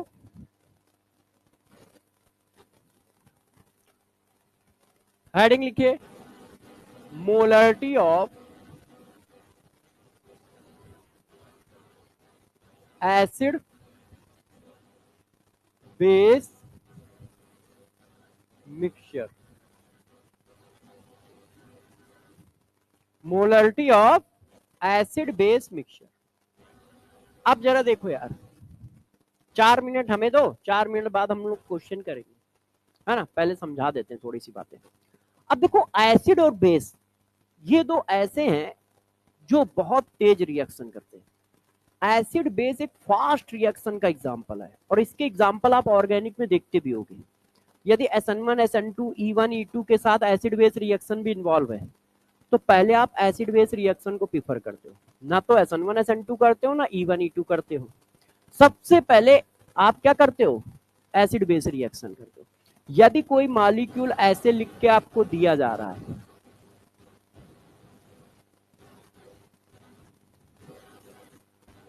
ये देखो, मैंने इसका 1 ग्राम इक्विवेलेंट डाल रखा है और आपके लिए ये लिख रखा है, ध्यान दीजिए। अब मैं इसका प्रोडक्ट पूछ दूं, बताओ। तो अब क्या है, CH3 निगेटिव तो स्ट्रॉन्गेस्ट न्यूक्लियोफाइल होता है, मेटल के साथ लगा है तो निगेटिव तो होगा। मेटल का काम ही होता है लेना देना लेना देना, तो वो देता ही है सिर्फ। तो इसका मतलब इसने दिया है, इसने लिया होगा, तो माइनस है। अब बताओ, अब यार ये हमारा Br है, ये हमारा OH है। अब रिएक्शन क्या होनी चाहिए, प्रोडक्ट क्या बनना चाहिए? OH तो हट जाएगा ना, मुझे भी लगा था ऐसा ही कुछ बताओगे। अब जरा समझो, मैंने क्या बताया, acid base reaction fast reaction का एग्जाम्पल। उससे पहले कुछ नहीं होता है, 1000 रिएक्शन दिए, मगर यदि एसिड बेस हो रही है तो सबसे पहले एसिड बेस होगी, सबसे पहले एसिड बेस होगी। अब एसिड पहचानने में दिक्कत है, ऑक्सीजन से अटैच हाइड्रोजन, सल्फर से attach hydrogen, triple bond carbon से अटैच हाइड्रोजन। ऑर्गेनिक है तो ट्रिपल बॉन्ड कार्बन, नहीं तो अपने को ट्रिपल बॉन्ड कार्बन से मतलब नहीं है, ठीक है? ये सब एसिडिक हाइड्रोजन होते हैं, एसिड बेस रिएक्शन में हमेशा पार्टिसिपेट करते हैं। यदि कोई हाइड्रोजन इनसे अटैच है तो वो एसिडिक हाइड्रोजन है, वो एसिड बेस रिएक्शन करेगा ही करेगा, ठीक है? तो इस रिएक्शन का आंसर जो होगा वो मेथेन होगा। ये एसिडिक हाइड्रोजन और ये एसिड बेस रिएक्शन होगी और ये बनेगा, और साथ में बनेगा मेथेन। यहाँ पे Na आ जाएगा, क्योंकि एसिड बेस रिएक्शन हो गई, ये बेस ये एसिड। तो सबसे पहले एसिड बेस रिएक्शन होती है दुनिया में, सबसे पहले एसिड बेस होती है, उससे पहले कुछ होता ही नहीं है। उसके बाद SN1 भी होगी, SN2 भी होगी, दुनिया में जो कुछ होता है होता रहेगा। मगर यदि कहीं एसिड बेस रिएक्शन की प्रोबेबिलिटी बनी तो सबसे पहले एसिड बेस होगी। RMgx, जैसे ये मान लो इसकी जगह RMgx भी डाल देता मैं, तो R निगेटिव तो हुआ। एसिड बेस से पहले कुछ नहीं होता है। आपको पकड़ना पड़ेगा कि एसिड क्या, तो एसिड पकड़ना बहुत आसान है। सल्फर से अटैच हाइड्रोजन है तो वो एसिड बेस करेगा, ऑक्सीजन से अटैच हाइड्रोजन है, एसिड बेस करेगा। जबकि अल्कोहल एसिड नहीं होता है, कभी एसिड पड़ा उसको नहीं, एसिड बेस रिएक्शन करेगा, क्योंकि इतना एसिडिक होता है कि स्ट्रॉन्ग बेस के साथ रिएक्शन कर जाता है। और ट्रिपल बॉन्ड का कार्बन एसिडिक हाइड्रोजन रखता है। तो इनमें से कहीं कोई दिख जाए, बस चिपकाते चले जाओ acid base acid base acid base acid base, क्योंकि उससे पहले कुछ होता ही नहीं है। तो यार हमें भी, हम लोग ऑर्गेनिक तो कर नहीं रहे, तो बस यहीं पे छोड़ता हूँ। तो बस आप दिमाग में ये बैठा लो कि एसिड बेस रिएक्शन सबसे पहले होनी है, इसका मतलब वो रिएक्शन होगी ही होगी। ऐसा नहीं हो सकता है कि सर एसिड बेस पढ़े मगर रिएक्शन नहीं हो रही, रिएक्शन होगी होगी। अच्छा, हो गई। अब एसिड जो हमें चाहिए और बेस जो हमें चाहिए, हमें इतने टफ वाले एसिड बेस नहीं चाहिए जो ऑर्गेनिक में यूज होते हैं वो थोड़े टफ होते हैं। हमें वही सिंपल वाला बेस मिलेगा OH वाला, और सिंपल वाला एसिड मिलेगा H वाला, मतलब HCl H2SO4 ऐसे एसिड मिलेंगे, एस्टिक एसिड ऐसे एसिड मिलेंगे, और सिंपल वाले बेस मिलेंगे KOH NaOH, इस तरह के बेस मिलेंगे। हम लोगों के इस तरह के तूफानी बेस नहीं मिलेंगे, RMGX टाइप का तूफानी बेस ऐसा कुछ नहीं मिलेगा, ठीक है। हमें सिंपल सिंपल मिलेंगे जो आज तक बचपन से हम पढ़ के आए। तो यहाँ तुम एसिड बेस पहचान लोगे, वहां पहचानने में थोड़ा टफ रहता है, क्योंकि वहां थोड़ा अलग वैरायटी में आता है, क्योंकि वहां पे यही पढ़ना है, यहाँ पे तो क्वांटिटेटिव है, वैल्यू निकालनी है। तो एसिड और बेस मिलाए गए तो ऑलवेज हमारे पास सॉल्ट और वाटर बनता है। तो जब एसिड और बेस मिलाए जाए तो तुम जरा मन की आंखों से देखोगे, एसिड और बेस का मतलब इतना है, एसिड का HN और बेस का OH मिलके वाटर बना देगा, और साथ में सॉल्ट। इसका प्लस है तो इसके पास क्या बचा, एनायन, इसका माइनस है, इसके पास क्या बचा, कैटायन, वो दोनों मिलके अपना सॉल्ट बना देते हैं। तो एसिड बेस रिएक्शन का मतलब क्या है, HN प्लस OH मिलके वाटर बन गया। क्लियर है, क्लियर है। अब देखो इसमें क्वेश्चन कितनी तरह के बनेगा। पहला क्वेश्चन वो मेरे से पूछेगा, find out nature of solution. हो सकता है इतना ही पूछ ले क्योंकि मेडिकल है, क्योंकि इतना निकालने में भी मेहनत करनी पड़ती है। एसिड और बेस मिला दिया, अब सोल्यूशन एसिडिक है या सोल्यूशन बेसिक है या सोल्यूशन न्यूट्रल, इतना भी पूछ सकता है कि भाई ऐसा है 400 ml 0.1 m HCl mix with 300 ml 0.05 m NaOH solution. Select the correct option in resultant solution. First, solution is acidic in nature, solution is basic in nature, solution is neutral in nature. तो ऐसा कुछ भी पूछ सकता है। तो पहले तो वो नेचर की बात करेगा कि रिजल्टेंट सोल्यूशन का क्या नेचर आएगा। वो बहुत आसान है, जरा बताओ। एसिड ज्यादा होगा तो एसिडिक नेचर, बेस ज्यादा है तो बेसिक नेचर। तो कैसे पकड़ोगे, देखो मोल ऑफ HN, गौर से देख लो मैं लिख क्या रहा हूं, मन की आंखों से देखना है। Mole of HN, mole of acid नहीं लिख रहा, बात समझ रहे हो, मोल ऑफ HN लिखा है। मोल ऑफ HN और मोल ऑफ OH यदि बराबर आ रहे हैं तो सोल्यूशन हमारा न्यूट्रल होगा, ठीक। यदि HN के मोल ज्यादा आ रहे हैं तो सोल्यूशन हमारा एसिडिक होगा। और ये जो कॉन्सेप्ट बता रहा हूं ये इस चैप्टर में भी यूज होगा, आयनिक इक्विलिब्रियम में भी यूज होगा, क्योंकि वहां पीएच जोड़ देगा। तो सोल्यूशन हमारा एसिडिक आएगा। और यदि OH के मोल हैं ज्यादा तो सोल्यूशन हमारा बेसिक आएगा। इतनी बात ठीक है, इसमें किसी को कोई दुख कि नहीं सर ये क्या बवाल काटा है आपने, कैसे लिख दिया। भाई जिस जो ज्यादा होगा उसका नेचर आएगा, है कि नहीं। बॉयज मान लो ज्यादा है तो क्लास देखो बॉयज के हिसाब से चलती, आवाजें आती रहती क्लासों से। गर्ल्स ज्यादा है तो आवाजें कम आएंगी क्लासों से, आप देखो, है ना, ऐसा ही तो होता है। गर्ल्स स्टूडेंट कहाँ आवाज करते, ये कहाँ सीट पटकते अटकते, तुम लोग करते हो क्या ऐसे, नहीं। ये सब घटनाएं जो तुम कर रहे हो, है ना। और ये कोई गलत नहीं है, गलत नहीं है भाई, सबकी अपनी अपनी प्रॉपर्टी है ना। अब तुम कह दो नहीं यार कुत्ता अपनी पूंछ ऊपर क्यों रखता है, गाय अपनी पूंछ नीचे क्यों रखती है, प्रॉपर्टी है। हाँ। तुम तो अच्छी, बीटी सर ने ये भी सिखाया है कि पढ़ा करो, नंबर लाया करो। देख लो गलती बीटी सर के ऊपर डाल देंगे, अच्छाई अपने ऊपर रख लेंगे, सर मैंने पढ़ा है, ठीक है मैं सेलेक्ट हुआ हूँ सीट में। बीटी सर ने सीट पलटना सिखाया है, बीटी सर ने बंक मारना सिखाया है, बीटी सर ने है भाई, उन्होंने बहुत सारी अच्छी बातें भी सिखाई हैं, उनको भी तो बताओ। चलो अच्छा पढ़ाने पे आओ, आ जाओ, अरे लड़ लेना। तो देखो यदि HN ज्यादा है तो एसिडिक, OH ज्यादा है तो बेसिक, और बराबर है तो न्यूट्रल। यहां तक हो गया पहला नेचर वाला क्वेश्चन हमारा खत्म। भाई इधर देख लो, इसमें बहुत ज्यादा क्वेश्चन आता है, अभी धुआं छोड़ते नजर आओगे पेपर में इधर। अब क्वेश्चन नंबर 2, अब देखो दूसरा क्वेश्चन वो कह रहा है रिजल्टेंट सोल्यूशन का कंसंट्रेशन बताओ, रिजल्टेंट सोल्यूशन का कंसंट्रेशन बताओ। अब मान लो एसिड ज्यादा है तो यार कंसंट्रेशन एसिड का निकलेगा, बेस ज्यादा है तो कंसंट्रेशन बेस का निकलेगा है। और देखना कितना फर्जी टाइप का क्वेश्चन है, मतलब जो तुम करते रहते हो वही करना है, कभी कुछ अलग करना ही नहीं है, क्योंकि साइंस में बहुत छोटे रूल होते हैं और उसी से सारी दुनिया वो चलाते हैं। नहीं तो फिर साइंस कैसी, फिर तो हिस्ट्री हो गई नहीं, हर चीज के लिए अलग रूल, हिस्ट्री हर चीज के लिए अलग रूल होता है। तो आप जरा गौर सुनना, डरना नहीं, ठीक है, गौर समझिए, डरिएगा नहीं। देखो जितने मोल एचाइन खर्च होते हैं उतने ही मोल ओ एचाइन खर्च होते हैं, 1:1 की रिएक्शन। क्लियर है? अच्छा अब मेरे क्वेश्चन के जवाब दो। 10 एचाइन है, 10 एचाइन है, 8 ओ एचाइन है, तो बताओ पानी में कितने एचाइन है? 10 एचाइन डाले, 8 ओ एचाइन डाले, पानी में कितने एचाइन मिलेंगे? 2। क्या किया तुमने? माइनस किया, क्योंकि तुम्हें पता है बराबर खर्च होंगे, तो 8 ये खर्च हुए, 8 ये खर्च होंगे, तो 2 एचाइन बढ़ जाएंगे, 2 एचाइन बच जाएंगे, और जो एचाइन बच जाएंगे उसी का तो कंसंट्रेशन निकालोगे, है कि नहीं? भाई तुम कह रहे हो एसिड का कंसंट्रेशन बताओ, एसिड मतलब एचाइन, तो उसी का तो कंसंट्रेशन निकालोगे। अच्छा थोड़ा चेंज कर देते हैं, 10 ओ एचाइन है, 6 एचाइन है, तो बताओ सोल्यूशन में कितने ओ एचाइन होंगे? 4। तो यदि बेस है तो उसी का तो कंसंट्रेशन निकालोगे। क्लियर है? कोई टेंशन? पक्का? बस खत्म हो गया। हाँ एचाइन और कटायन दोनों, एक मिनट सुन तो, 10 मोल 5 मोल।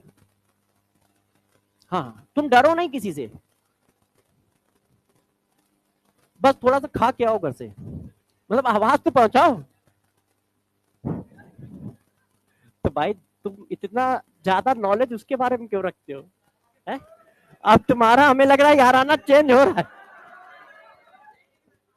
है? हाँ हाँ। एक मिनट रुक जाओ, उसका क्वेश्चन पूछ लो यार। भाई एक मिनट, शादीशुदा इधर रुको, उसकी बातें सुनूंगा तभी मैं आंसर दे पाऊंगा। मैंने पहले ही बता रखा है, इमारत के सारे पुर्जे हिले हुए, कान आन मेरे काम नहीं करते हैं, जब तक मेरे को प्रॉपर सुनाई नहीं देगा मैं नहीं बता पाऊंगा। अब मैं कभी कोशिश ज्यादा नहीं करता, क्यों? क्योंकि पूछने वाले को कोशिश करनी है, मुझे थोड़ी करनी है। उसको सुनने दो, एक मिनट उसकी आवाज सुनने दो भाई।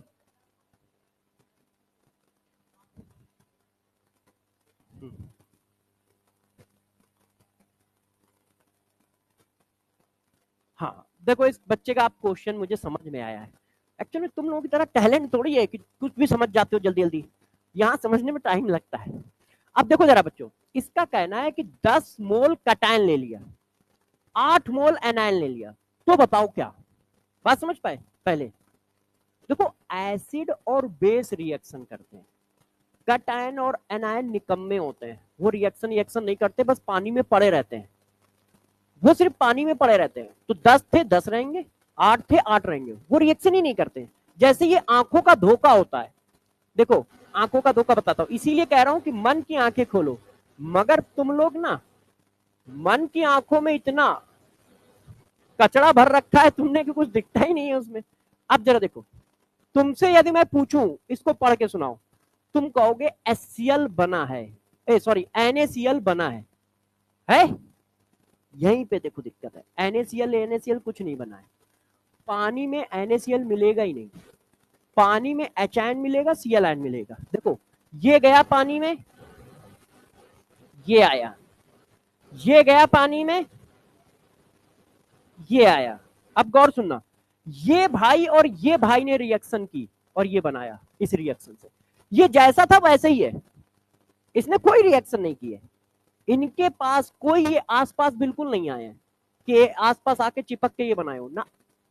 मगर रिप्रेजेंट कैसे किया जाए, तो ये वे ऑफ रिप्रेजेंटेशन है कि NaCl लिख दिया है, ना तो NaCl के पास गया है ना Cl Na के पास गया, दोनों आयन अपना टहल रहे हैं जैसे थे वैसे ही, तो यहां पे कुछ बना ही नहीं है, ठीक है ना। मगर ये वे ऑफ रिप्रेजेंटेशन है, तो यदि वो कटायन का कंसंट्रेशन पूछेगा तो जैसे अभी पीछे सॉल्ट में पढ़ाया था बस वैसे ही करना है, और वो भी क्वेश्चन सॉल्ट वाला हो गया। हम कटायन के मोल निकालेंगे, टोटल वॉल्यूम से डिवाइड कर देंगे, क्योंकि कटायन एनायन में कोई रिएक्शन नहीं होनी है, वो बस पड़े रहते हैं, निकम्मे टाइप के, कोई रिएक्शन नहीं करते। मगर रिप्रेजेंट कैसे किया जाए, तो ऐसे रिप्रेजेंट कर देते हैं, रिएक्शन यहां हुई है, बॉन्ड यहां फॉर्म हुआ है, एच और ओ एच ऐसे थे आयन के फॉर्म में, मगर अब आयन के फॉर्म में नहीं है, लेना देना हो गया, अपना न्यूट्रल हो गए है। ये जैसे थे वैसे ही पड़े हैं, इनके बीच में कोई रिएक्शन नहीं, कोई मॉलिक्यूल नहीं बना। Na और Cl पास पास नहीं आए हैं, मगर ये वे ऑफ रिप्रेजेंटेशन है, प्रेजेंटेशन है कि हाँ भाई Na और Cl को भी पास पास लिख दिया गया है, ठीक है ना। तो यदि कैटायन 10 मोल डाले हैं तो 10 ही मोल रहेंगे, एनायन 8 मोल डाले हैं तो 8 ही मोल रहेंगे, वो कोई रिएक्शन नहीं करेंगे। ये सारा बवाल इनका रहेगा भाई लोगों का। क्लियर है? अब दौड़ लगाएं। अच्छा चलो, अब आपने कहा कि जब रिजल्टेंट सोल्यूशन बनेगा, देखना डरना नहीं, कोई भी बच्चा डरेगा नहीं कि सर ये क्या कर रहे हो आप। देखिए, molarity of H N, molarity of O H N, क्योंकि एच एन भी ज्यादा हो सकता है, ओ एच एन भी ज्यादा हो सकता है। अब गौर से देखिएगा ना, हाँ हाँ डरना नहीं, गेम हो गया। देखो ये देखो, क्योंकि ऐसा तुमने कभी पढ़ा नहीं होगा ना, तो प्रॉब्लम ये है। डिफरेंस, डिफरेंस का मतलब जो ज्यादा हो उसको पहले रखना है, क्योंकि हमें क्या पता एच एन ज्यादा है कि ओ एच एन ज्यादा, तो मैंने एक जर्नल फॉर्म बना दिया है। डिफरेंस है मतलब एच एन ज्यादा है तो पहले एच एन आएगा, ओ एच एन ज्यादा है तो पहले ओ एच एन आएगा, ठीक है ना बच्चे। ये लो, तो जो एच एन ज्यादा है तो पहले एच एन आएंगे, ओ एच एन ज्यादा है तो पहले ओ एच एन आएंगे, डिफरेंस रखना है। और डिफरेंस में दिक्कत आ रही हो तो मॉड लगा लो, माइनस लगा लो, क्योंकि बाहर पॉजिटिव वैल्यू आएगी, कंसंट्रेशन तो कोई निगेटिव होता नहीं है ना। तो ज्यादा दिक्कत आ रही है तो माइनस लगा के मॉड मार दो। अब गौर से देखो, खुश हो है, खुश हो, बात समझ में। मैंने सिर्फ मोल मोल निकाले हैं और कुछ नहीं निकाला है, और मोल निकालना तुम्हारा जन्म सिद्ध अधिकार है ना, बचपन से पढ़ते आए, 9, 10, 11, 12, बहुत बचपन से चला आ रहा है। हाँ, तो जरा देखो गौर से, अब बस खेल खत्म, कॉन्सेप्ट खत्म, अब क्वेश्चन पे चलेंगे। इसमें 7-8 तरह के क्वेश्चन बन सकते हैं, तो सारे को एक साथ निपटा दिया, इधर वाला इधर निपटा दिया, इधर वाला इधर निपटा दिया। सुन लो जल्दी से, ये बात क्लियर है? बस यार खत्म। आयन का कंसंट्रेशन मिल जाए तो क्या मॉलिक्यूल का बना लोगे? रोने लगे, हमें पता था, पता था निकम्मे लोगों को, यदि पीछे का कुछ बोल दो तो रोना धोना चालू। मॉलिक्यूल का कंसंट्रेशन दिया है तो आयन का बना लोगे, रिवर्स नहीं मार पाओगे है। ये दिया है, ये पता है, तो ये अपने आप निकल आएगा, तो मॉलिक्यूल का निकल आएगा। यदि मान लो मॉलिक्यूल का पूछता है कि HCl का बताओ, तो एच आयन का आ गया तो HCl का भी आ गया, है कि नहीं। एच आयन का आ गया तो HCl का भी आ गया, एच आयन का आ गया तो H2SO4 का भी आ गया, आधा होगा क्योंकि उसमें 2 एच आयन होते हैं, तो 2 एच आयन है, तो 2 एच आयन मिलेंगे तो एक मॉलिक्यूल बनेगा, तो जस्ट आधा हो जाएगा। बात समझ गए? क्लियर है? चलो फिर चलते हैं, घर नहीं क्वेश्चन करने। अब देखो एक क्वेश्चन देता हूं, ठीक है, तैयार हो जाओ। 3-4 चीजें पूछूंगा। 2 litre 0.2 m HCl mixed with, ठीक है, 1 litre 0.2 molar NaOH solution, shortcut में लिख दे रहा हूं, ठीक है। पहला क्वेश्चन जो आपको निकालना है, find out nature of solution. पहला तो मैंने यही पूछ लिया कि भाई सोल्यूशन का नेचर बताओ, एसिडिक है, बेसिक है, न्यूट्रल है, क्या है, एक एक करके बताते जाओ। पहला मेरा क्वेश्चन तो यही। तो अब क्या करोगे, वो कह रहा है कि भाई नेचर बताओ, तो मैंने कहा ठीक है यार, एच एन निकाल देते हैं। एच एन का मतलब मोल निकालना, और मोल ऐसे ऐसे निकालते हो तुम। तो क्या करोगे, एम इंटू वी मारा, 0.4 मोल किसके आए, HCl के, जो HCl के मोल वही एच एन के मोल। तो यार एच एन के मोल कितने आ रहे हैं, 0.4, ओ एच एन के कितने आ रहे हैं, एम इंटू वी मारा और 0.2 मोल। क्यों, क्योंकि जितने मॉलिक्यूल के उतने ही एच एन के, जितने मॉलिक्यूल के उतने ही ओ एच एन के, क्योंकि नीचे एक एक लिखा है। यहां तक क्लियर है? किसके मोल ज्यादा है, एसिड के, तो सोल्यूशन हो गया एसिडिक। पहला क्वेश्चन खत्म। अब दूसरे क्वेश्चन पे आ गए, क्वेश्चन नंबर 2। ठीक है, calculate concentration of resultant solution. अब जो ये रिजल्टेंट सॉल्यूशन है इसका कंसंट्रेशन बताओ। तो यार रिजल्टेंट सॉल्यूशन में कंसंट्रेशन किसका, एसिड, क्योंकि वो ज्यादा है, बेस तो है ही नहीं। तो अब हमें एसिड का कंसंट्रेशन चाहिए, तो हमें किसका कंसंट्रेशन मिलेगा, एचआईएन का, एसिड का नहीं मिलेगा। देखो बुरा मत मानो, मैंने यही सिखाया है कि नहीं। तो अब कैसे निकालोगे डिफरेंस, ज्यादा कौन है,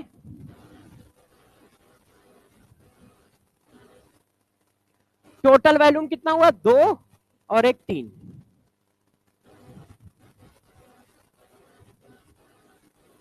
अब जो एचआईएन का कंसंट्रेशन आएगा वही एचसीएल का आएगा, क्योंकि एक एचसीएल में एक एचआईएन है। तो यही कंसंट्रेशन ऑफ रिमेनिंग एचसीएल हो गया, खत्म हो गई बात।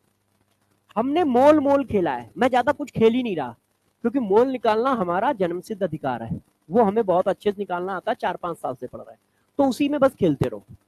बुकों में क्या दिया है, कैसे लगाया, उसको छोड़ दो, वो टैलेंटेड लोग हैं, हम लोग थोड़ी टैलेंटेड है ना, तो उनके हिसाब से चलने दो। बात समझ गए, हो गया, बस खत्म हो गया क्वेश्चन। ठीक है, कर लोगे मिक्सचर वाले भी। अच्छा, अब यार एसिड बेस का मिक्सचर कर लिया आपने, आयन का भी निकाल लिया, मतलब कंसंट्रेशन मोलरिटी पूरी तरह से खत्म हो गई। अब बात आती है नॉर्मलिटी की। किसकी बात आती है, नॉर्मलिटी। और नॉर्मलिटी बहुत टफ है देंगे, ये हम लोग करेंगे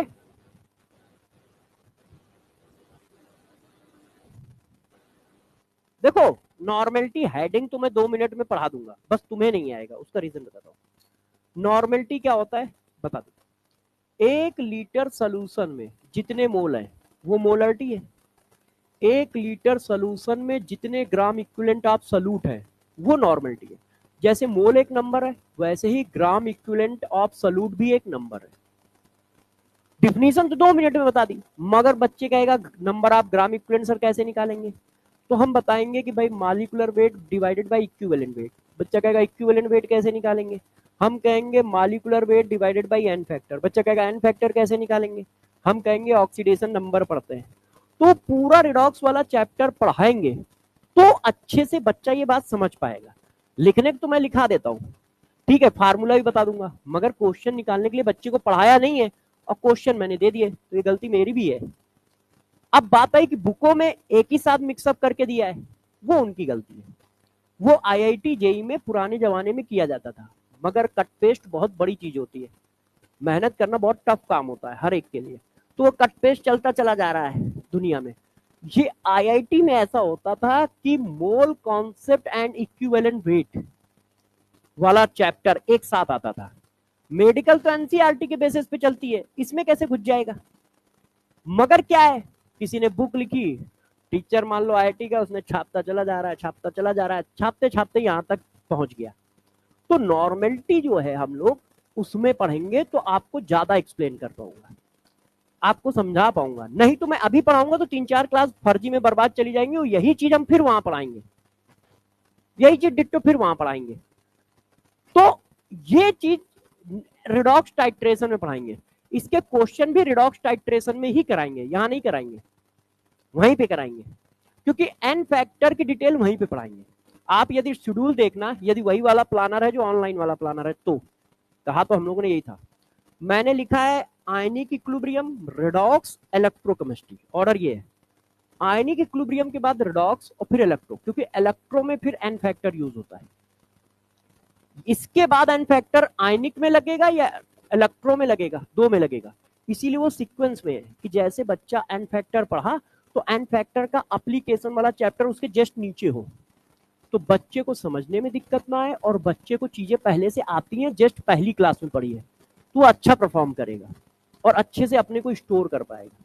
तो मैंने इसलिए ऑर्डर चेंज कर रखे हैं कि हाँ किसके नीचे कौन सा सब चैप्टर पढ़ना चाहिए। पता चला एन फैक्टर मैंने पहले चैप्टर में पढ़ा और फिर उसका यूज आ रहा है सबसे लास्ट में इलेक्ट्रोकेमिस्ट्री में, तब तक वो भूल गया है। अब टीचर क्या कर रहा है, यूज बता रहा है, अब बेचारे को एन फैक्टर तो याद नहीं है, अब तुम ये धड़ाधड़ यूज बताओगे, कंफ्यूज रहेगा वो। तो उसके जस्ट पहले मैंने रेडॉक्स डाल रखा है, यहाँ पे नहीं डाल रखा, रेडॉक्स पढ़ा है वहां पे, आयनिक रेडॉक्स इलेक्ट्रो ऐसे पढ़ा होगा, और फिर एटॉमिक स्ट्रक्चर पढ़ा है। एटॉमिक स्ट्रक्चर में पहले नहीं पढ़ा था, क्यों? क्योंकि एटॉमिक स्ट्रक्चर का मतलब है मॉडर्न फिजिक्स, जितनी वो चीजें मॉडर्न फिजिक्स में पढ़ाते हैं वो सारी की सारी एटॉमिक स्ट्रक्चर में। अब केमिस्ट्री वाला टीचर फिजिक्स में घुसना पसंद कम करता है, उसके पीछे दो रीजन है, एक तो उसको पहले फिजिक्स आए, ठीक है, ऊपर से वो उतनी फिजिक्स क्यों पढ़ा जितनी उसके में आनी नहीं है।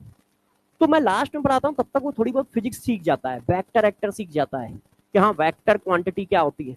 नहीं तो पता चला पहले ही मैंने झोंक में बताया कि एंगुलर मोमेंटम, वहां चल रहा है वेक्टर, वहां वेक्टर पढ़ाया जा रहा है, यूनिट एंड डायमेंशन पढ़ाया जा रहा है, और यहाँ मैंने एंगुलर मोमेंटम पढ़ा दिया, तीसरा चौथा चैप्टर उसका, कि angular momentum of electron is a integral multiple of h upon 2 पाई। बच्चे ने कहा अरे भाई ये क्या चीज होती है एंगुलर मोमेंटम, तो अब एंगुलर मोमेंटम या तो हम पढ़ाएं उसको, तो कौन सा चैप्टर कहाँ पढ़ाना चाहिए ये हमारा एनालिसिस है, मतलब टीचर का अपना एनालिसिस होता है। ड्रॉपर वाले को तो कहीं पर भी ऊपर नीचे कर सकते हो, 11th वाले में दिक्कत होती है कि 11th वाले को कहाँ पढ़ाया जाए, तो मैं तो कोशिश करता हूँ यदि कंपटीशन का बच्चा है तो लास्ट में पढ़ाओ, तब तक थोड़ी बहुत फिजिक्स वो एब्जॉर्ब कर चुका होता है, क्योंकि एटॉमिक स्ट्रक्चर में फिजिक्स ही लगनी है, मतलब फिजिक्स से रिलेटेड ही है सब कुछ। वहां पे आप पढ़ते हो पोटेंशियल एनर्जी का फार्मूला, अब कहते हो इन्फिनाइट में पोटेंशियल एनर्जी 0 है, तो भाई पोटेंशियल एनर्जी तो वो फिजिक्स वाली ही है ना, केमिस्ट्री वाली थोड़ी ना, उसका फार्मूला तो वही है ना, के Q1 Q2 upon are square. तो परमिसिटी का मतलब उसने कहीं के पूछ लिया तो पता चला लो, इलेक्ट्रोस्टेट में पढ़ के बैठा होगा तो कोई ज्यादा पूछेगा ही नहीं। तो जरा देखो इसको हम लोग कहाँ करेंगे, रेडॉक्स में करेंगे, ठीक है। तो रेडॉक्स में इसकी पूरी डिटेल बताई जाएगी, कैसे कैसे है, कितने क्वेश्चन बनेंगे, किस तरह से क्वेश्चन चलेंगे इसके। अब आप हेडिंग डालो स्टैक्योमेट्रिक कैलकुलेशन, कोई बात नहीं, हेडिंग डाल लो स्टैक्योमेट्रिक कैलकुलेशन। कितने बजे क्लास खत्म होती है? कल तो 12 बजे खत्म हुई थी, 11 11 कितने, 11:30 ना, 11:15 पे। तुम लोग टाइम कहाँ देखते हो, वो सही चलता है? अच्छा, हेडिंग लिख लो, हेडिंग लिखो स्टैक्योमेट्रिक कैलकुलेशन। तो अब हम लोग, अच्छा वो बता रहा था आपको क्वेश्चन कहाँ मिलेगा, देखो ये भूल गया। देखिए आप लोग stoichiometry, RPS, MPS, MPS, RPS, RPS 1 से लेके 5 है, एमपीएस 1 है। एक मिनट सुन लो सब, जल्दी जल्दी सुन लो। ये मैंने क्वेश्चन, क्वेश्चन के नीचे आंसर की लगा दी है, मिल जाएंगी आपको, ये सब मिल जाएगा मेरे एक चैनल पे, सर्वेश दीक्षित सीएसडी। ये बच्चों को सर्च में नहीं आ रहा था, पता नहीं क्योंकि ऊपर वाले बच्चे बता रहे थे, तो कई सर्वेश दीक्षित सीएसडी ऑफिशियल पे, इस पे आपको एमपीएस डाल दिया है, आरपीएस डाल दिया, मैं इसी पे चीजें डालता रहूंगा। टेस्ट भी जब आप 2-4 बार, जैसे चैप्टर खत्म होगा थोड़ा रूल बता दूंगा, जैसे जैसे पढ़ता जाएगा पढ़ाता जाऊंगा, समझाता जाऊंगा। चैप्टर जैसे मान लो सपोज करो खत्म हो गया, मैं 2 दिन आपको दूंगा, खूब प्रैक्टिस करते रहो, किसी भी बुक से करो, इससे करो। 2 दिन बाद उसमें एक टेस्ट लूंगा, हाँ हाँ यही वाला जिसमें जो स्टॉक वाली फोटो लगी है, ऐसे नहीं, ये वाला नहीं है, ये सब है मेरे ही बच्चे बना देते हैं, मगर 2-4 चैनल बच्चों के थ्रू चलते हैं जो बच्चे हमें जानते हैं। हाँ ये वाला है, नहीं नहीं वो वाला नहीं है, वो भी मेरा ही है, ये वाला भी नहीं है, ये भी मेरा ही है, ये वाला भी मेरा ही है मगर मेरा नहीं है। मतलब जैसे मान लो तुम सारे बच्चे चलाते हो मगर मैं इन 4 से कनेक्ट हूं, तो इन 4 वाले को तो मैं कनेक्ट हूं तो उसमें डलवा सकता हूं, मगर ये मेरे नाम से चलाते हैं मगर मैं इनको कनेक्ट नहीं हूं। हाँ उसको मैं, हाँ ये वाला, 1 मिनट मैं स्कैन करा देता हूँ, एक दो लोगों को स्कैन करा दूंगा तो भेज दीजिएगा, जिसमें जो स्टॉक वाली फोटो ये नहीं है, ये वाला स्कैन करो। बच्चों ने स्कैनर निकाला तब से ऐसे ही पड़ा है। हाँ अब आप बाकी बच्चों को बता देना। हाँ उधर दे देता हूँ, इससे ले लेना। हाँ हाँ ये वाला, ये वाला है, ये वाला है, बाकी सबको दे देना अब। हाँ ठीक है, उस बच्चे से ले लो।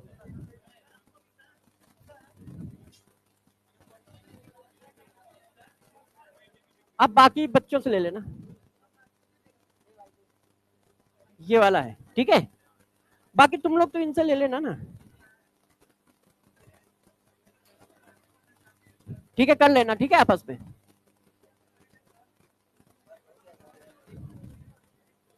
लो अच्छा, आ गया हूं तो कर, हो गया ना। बाकी कर लेना, उन सबको दे देना।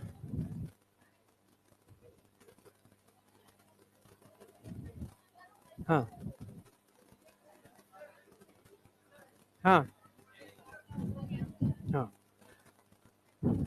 तो ये सारे हैं मेरे ही, मगर 4-5 से मैं कनेक्टेड हूँ, मतलब 4-5 का लिंक मेरे पास रहता है, मतलब बच्चों को बोल देता हूँ। हाँ ठीक है, इसमें मैंने डाल दिए हैं, आरपीएस भी डाल दिए हैं, एमपीएस भी डाल दिए हैं। तो आपको उससे करते रहना है। ठीक है, मिल गया ना तुम लोगों को। हाँ ये वाला इस बच्चे से ले लो, ये देखो डाल रखे, इसको भी करा दो, उसको भी करा देना, ठीक है। हाँ टेलीग्राम में बातें कर लेते हैं, उसका चैट सेक्शन भी है, तो उसमें बातें करेंगे। तो एक्चुअल में मैंने आपको क्या कहा, मैं सबके हिसाब से काम नहीं करता, अपने हिसाब मैं पढ़ाता भी वही हूँ जो बुक में नहीं है। सबका है तो है। ये क्या चीज है? अच्छा ये सेम है क्या? अच्छा